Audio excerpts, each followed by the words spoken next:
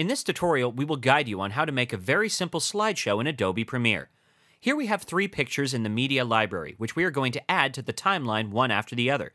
When we add the first image in the timeline, you can see how it will look in the preview window over here.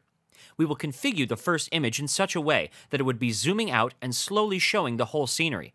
Since we're on the first frame, we will expand the frame and make it double the size it currently is. For that, simply double-click on the frame and use the placeholders in the corners to expand the size of the image.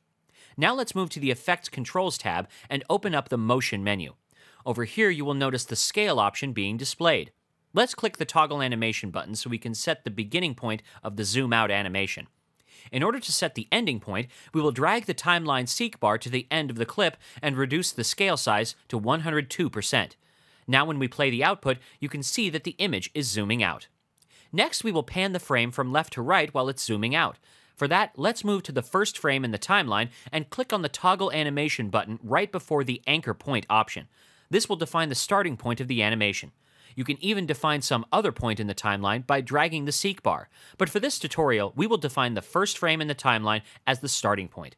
With that done, let's increase the value of the x-axis point to 690. Since the size of the image is increased, we have more real estate to work with. You can see that we are now focusing on the right side of the image, while the rest of the image falls outside the frame. From the ending point, let's move the timeline seek bar to the end of the clip and increase the anchor point value to 509. This fits the entire picture in the frame perfectly. Now when we play the video, you can see that the image is zooming out and panning from the left to right side simultaneously. Now let's add the rest of the images in the timeline and do the same with each of them. At the end, don't forget to apply a transitional effect between each frame. For that, select the Cross Dissolve transition from the Effect Control panel. Right-click and choose the Set Default Transition option.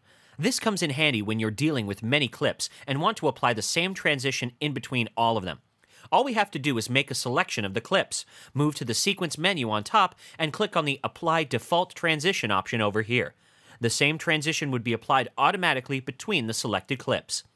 At the end, we will apply the Dip to Black transition to the last clip to give a fade-out effect. Now let's hit Enter to play the sequence and preview the output. And there you have it, a very basic slideshow made in Adobe Premiere using the pan and zoom effect on each image. Thanks for watching. This was a HowTech.tv tutorial.